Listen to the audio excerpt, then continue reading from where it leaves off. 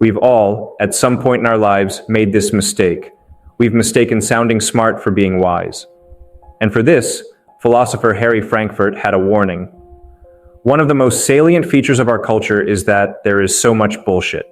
Scroll through any feed today, motivational quotes, self-help reels, poetic captions, and you'll see it everywhere if you look close enough. Words that look deep, but mean nothing. Ideas that sound profound, but reveal nothing when you look closer. We're living in an age where pretending to know has replaced actually understanding, where saying something beautifully matters more than saying something true.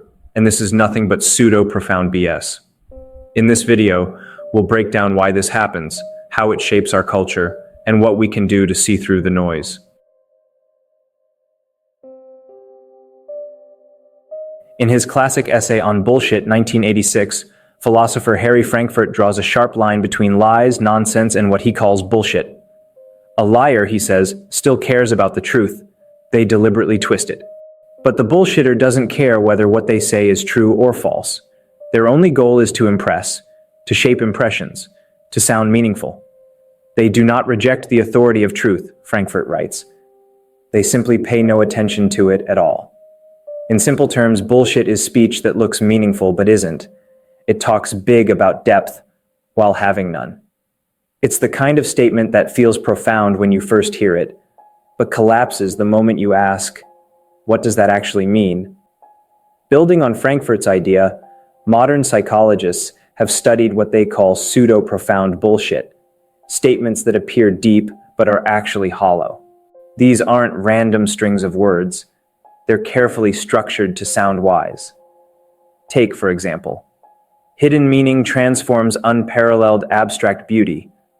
It sounds like something worth thinking about, but it's just a mashup of buzzwords. The grammar gives it shape, but there's no substance underneath. It implies significance, without ever saying anything concrete. Philosopher Daniel Dennett had a name for this kind of thing. He called it a deepity. A deepity is a statement that sounds profound because it can be read in two ways, one that's trivially true and another that's grand but meaningless. For instance, love is just a word. Literally, that's true. Love is a word. But the implied meaning that love itself is nothing more than language is false. It sounds deep, but it's empty. Its main goal isn't truth.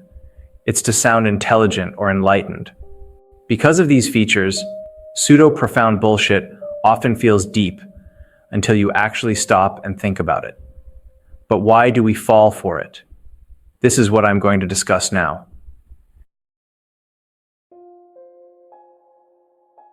The answer to this question lies in a mix of psychology, emotion, and culture, the ways our minds crave meaning, even when there's none. It's far easier to nod at a short poetic sentence than to wrestle with a complex idea. Our brains like things that feel effortless. Studies show that people who rely more on intuition than analysis are more likely to mistake nonsense for wisdom. Real bullshit detection, on the other hand, takes focus and reflection, something most of us skip when scrolling online. Our minds are wired to assume that every statement has some relevance or value, so when something sounds deep, we instinctively fill in the blanks. The result? We confuse the feeling of understanding with actual understanding. Pseudo-profound statements also tap straight into our emotional needs, the longing for meaning, purpose, and reassurance. Phrases like, "Love is the answer to everything," or "You create your own reality," comfort us more than they challenge us. They feel like wisdom because they resonate emotionally. Add a few mysterious or scientific-sounding words, energy, quantum, resonance, and our imagination does the rest. By the time we notice that it's hollow, we've already been moved by how it felt. In today's culture, everyone feels the need to appear thoughtful. Sharing a deep quote online signals intelligence and sensitivity, even if we don't fully understand it. Social media rewards what's short, catchy, and shareable, not what's nuanced or true. A one-line quote on a pretty background travels faster than any real argument. So pseudo-profundity becomes a kind of social currency. It lets us look wise without doing the hard work of thinking deeply. People who overestimate their understanding are more likely to fall for pseudo-profundity. Those with less analytical ability, or less humility about their limits, tend to nod along with vague or scientific-sounding nonsense. Meanwhile, the more reflective and curious a person is, the less likely they are to be fooled. Studies even link bullshit receptivity to superstition, conspiracy thinking, and low analytical reasoning. In short, self-awareness protects us from pseudo-wisdom, while overconfidence invites it. We also live in a time when facts and expertise are routinely dismissed. Emotion feels more trustworthy than reason. In this post-truth world, people crave meaning but distrust authority, so anything that feels true easily passes as truth. As Harry Frankfurt warned, this is exactly the environment where bullshit thrives, when sincerity and style matter more than accuracy or depth. And this is what philosophy nowadays has turned into, and this is what I'm going to discuss now. Modern culture has turned philosophy and spirituality into aesthetic commodities. Long, rigorous arguments are out, glossy one-liners are in. We treat wisdom like wallpaper. Pick a pretty quote, paste it behind your selfie, and call it enlightenment. This aestheticization of thought is what keeps pseudo-profundity alive and thriving. Social media rewards what's short, visual, and emotionally charged. Many influencers and self-help figures now package their insights as Instagrammable memes, elegant fonts over misty mountains or sunsets, designed to look profound at a glance. These phrases are small enough to share, vague enough to apply anywhere, and comforting enough to feel meaningful. The presentation seduces us. We admire the design, the vibe, the aura of wisdom without ever questioning what's being said.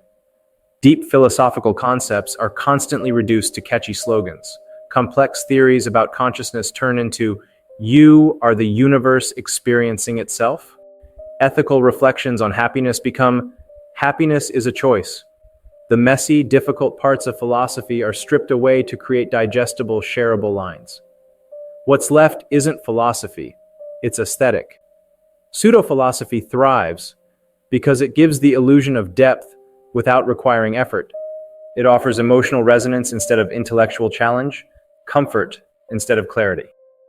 In aestheticized philosophy, credibility doesn't matter. Appearance does. Nobody asks who said a statement or what it actually means. If a quote looks wise and goes viral, that's enough. Many self-proclaimed thought leaders have no background in philosophy or science, yet their posts spread faster than genuine scholarship. This reflects a larger cultural trend. We've replaced truth with truthiness, statements that feel true simply because they look or sound right. In the end, philosophy has been diluted into decoration. The boundary between existential thought and New Age affirmation has blurred. What once sought understanding now seeks engagement.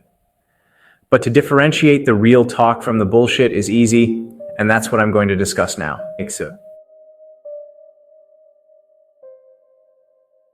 Fortunately, pseudo-profound bullshit isn't invincible. Once we understand its patterns, we can learn to see through the glitter and expose the emptiness beneath. The first rule is to demand clarity of meaning. A genuinely profound statement should make a clear claim that can be paraphrased or illustrated. Take a line like, "Reality is the mirror of the soul." What does that actually assert? If you can't translate it into plain language, or if every paraphrase ends up sounding banal, the statement probably has no concrete meaning. Real wisdom can usually be tested, visualized, or applied. Fake profundity cannot. A useful trick is the deepity test, coined by philosopher Daniel Dennett. Many pseudo-deep statements have two readings, one trivially true and one grand but meaningless. For instance, we learn nothing from failure. On the surface, that's false, but if you twist it to mean failure hurts, it becomes trivially true. The ability to spot this switch, from empty grandeur to mundane truth, helps expose pseudo-profundity for what it is. Another sign is the buzzword soup effect. Beware of statements that mix high-sounding terms from science, spirituality, or philosophy. Words like quantum, energy, cosmic, or awakening, without defining them. If the sentence sounds poetic but collapses when you ask basic questions, it's likely empty rhetoric. Real philosophy defines its terms. Pseudo-philosophy hides behind them. Next, always ask for evidence or context. If a quote claims ancient origins or cosmic wisdom but has no source, be skeptical. Social media is full of profound phrases with unknown authorship or fabricated attributions. True insight usually comes with reasoning or examples. Bullshit comes with decoration and hashtags. Watch for false polarization. Phrases that deal in absolutes like always, never, or everything. Real life rarely fits neat slogans. Lines like, everything happens for a reason, or you are the master of your destiny, feel empowering, but they oversimplify human experience. Genuine wisdom acknowledges complexity. Pseudo-profundity thrives on black and white simplicity. Pay attention, too, to the emotional tone. If a statement leans heavily on inspiration or awe, but offers no logic or evidence, it's probably a motivational platitude, not philosophy. When emotion is doing all the work, that's your cue to look closer.